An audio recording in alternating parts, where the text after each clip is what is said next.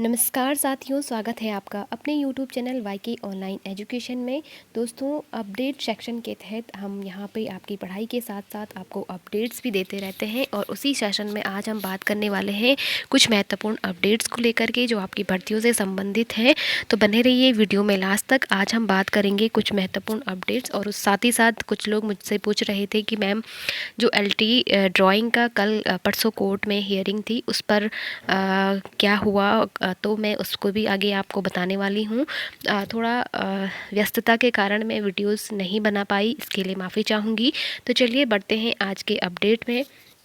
सबसे पहले है आपका देखो, हमारे यहाँ पर अभी हाल ही में जो UKPSC के द्वारा पेपर करवाया गया था पटवारी का, तो वो भी लीक हो चुका है। तो समझ में नहीं आता है कि यहाँ पर ये चीज़ें क्यों हो रही हैं, बार बार हमें यही चीज़ें क्यों देखने पड़ रही हैं। लेकिन चलो देखते हैं क्या ये अपडेट आया है। नकल पर नकेल को कानून बनेगा। तो यहाँ पर जो भर्ती रद्द हुई है पटवारी की, तो उसको लेकर के CM का एक बयान आया है।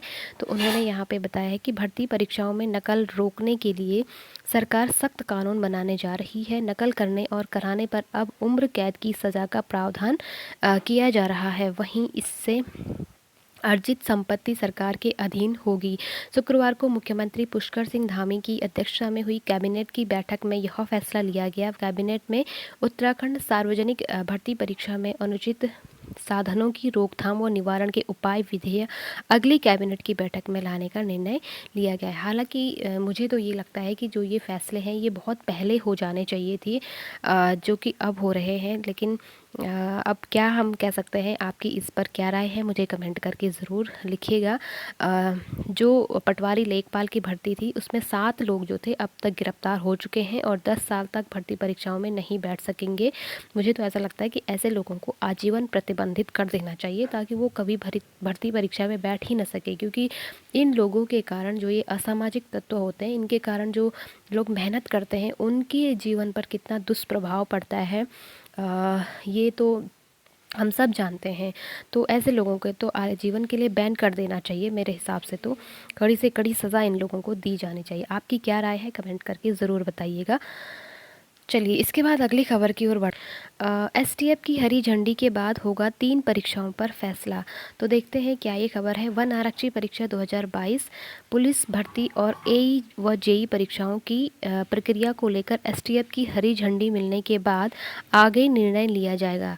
वन आरक्षी 2022 लिखित परीक्षा 22 जनवरी को होनी है, जबकि पुलिस भर्ती परीक्षा का परिणाम जारी करने की प्रक्रिया अंतिम चरण में है। तो जो पुलिस भर्ती प्रक्रिया थी उसका रिज़ल्ट अभी आया नहीं है, और जो वन आरक्षी की परीक्षा है 12 जनवरी को, तो 22 जनवरी को, तो उस पर भी अभी जांच चल रही है। तो जब तक ये डिक्लेयर हो जाएगा STF से, उसके बाद ही इन पर आगे फैसला लिया जाएगा। फ़िलहाल के लिए इन पर भी रोक जारी है।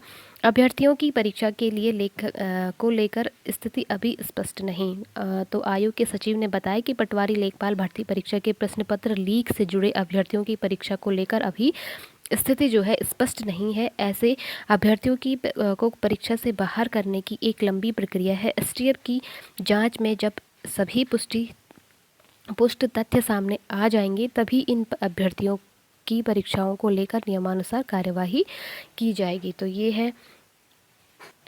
तो दोस्तों आप देख पा रहे होंगे STF की जैसे ही इनको क्लीन चिट मिल जाएगी तो फिर ये प्रोसेस भी आगे चालू कर दी जाएगी। अब यहाँ पर आप अगली जो अपडेट है, 14 से हाई कोर्ट में शीतकालीन अवकाश अब 13 फरवरी को खुलेगा। तो कई लोग सोच रहे होंगे कि हमारी भर्ती से संबंधित तो ये खबर नहीं है, तो इससे हमारा क्या रिलेशन। तो मैं आपको बता दूं, LT का जो आर्ट है, LT जो ड्राइंग का मामला था, तो उसका अभी कोर्ट में फैसला आया था 13 तारीख को। 12 तारीख को कोर्ट में उनका फ़ैसला था। तो क्या हुआ कि उसमें सबसे पहले मैं उसको बता देती हूँ कि कोर्ट का क्या आया था। तो उसमें कोर्ट का ये मानना था कि जो LT ड्राइंग का रिज़ल्ट कोर्ट में था, जिन लोगों ने याचिका की थी, तो उनमें कोर्ट का मानना था कि 15 लोग थे जिन्होंने याचिका दायर की थी। तो इन 15 पदों पर रिज़ल्ट रिज़र्व रखा जाएगा, बाकी जो पोस्टें हैं उन पर रिज़ल्ट घोषित कर दिया जाए, ऐसा कोर्ट का आदेश आया था। 12 जो अभी डेट लगी थी उस पर। लेकिन क्या हुआ कि जो याची गण थे उन्होंने फिर कोर्ट में एक नई नई रिट डाली कि जो याचिकाकर्ता थे वो 15 नहीं थे बल्कि 30 प्लस थे। तो कोर्ट ने ये कैसे कह दिया कि 15 को पर रिज़र्व रखा जाए, बाकी के लोग कहाँ जाएंगे, मतलब बाकी लोगों का क्या, बाकी 15 लोग के लिए क्यों नहीं वो किया। तो अब कोर्ट ऐसे में सस्पेंस में आ गया। तो कोर्ट ने कहा कि वैसे जो पिछले ऑर्डर में कोर्ट ने कहा था कि इसकी जो 15 सीटें हैं उन 15 सीटों पर रिज़र्व रखा जाए और उनको 27 जून आई थिंक 27 जून के महीने में सुनवाई उस पर होनी थी इन 15 पदों को लेकर के। लेकिन फिर याचिकाकर्ताओं ने कहा कि वो तो 35 प्लस में थे याचिकाकर्ता, तो फिर कोर्ट इसमें थोड़ा सा सस्पेंस में आ गया। तो कोर्ट ने फिर इसको स्टे करते हुए अगले 14 फरवरी की इसमें डेट लगाई है। अब क्योंकि 13 फरवरी तक तो कोर्ट में शीतकालीन अवकाश है, इसलिए जैसे ही कोर्ट खुलेगा 13 फरवरी को, तो 14 फरवरी को एलटी ड्राइंग की जो सुनवाई है वो यहाँ पे होनी है। तो उम्मीद ये की जा रही है कि यहाँ पे होना कुछ नहीं है, कोर्ट सिर्फ यही ऑर्डर देने वाला है कि एलटी का जो रिज़ल्ट है उसे ज़्यादा रोका नहीं जाएगा और यहाँ पे उसको मतलब जितने भी लोग याचिका करते हैं उनका रिज़ल्ट रोका जाएगा, बाकी सबका यहाँ पे देखने को हमें मिल सकता है। तो ऐसी उम्मीद है, बाकी तो लंबे समय से इसे लटकाया ही जा रहा है। आप लोगों की इस पर क्या राय है, कोई और जानकारी आपके पास हो तो मुझे कमेंट करके लिखिएगा। तो जितनी जानकारी मेरे पास थी मैंने आपको बता दी है, और देर से क्योंकि मेरी तबीयत थोड़ा ठीक नहीं थी इसलिए मैं वीडियोज़ आपको दे नहीं पाई, इसके लिए माफ़ी चाहूँगी। मिलते हैं अगली वीडियो में अगले अपडेट के साथ, तब तक के लिए आप अपना और अपनों का ध्यान रखें। नमस्कार।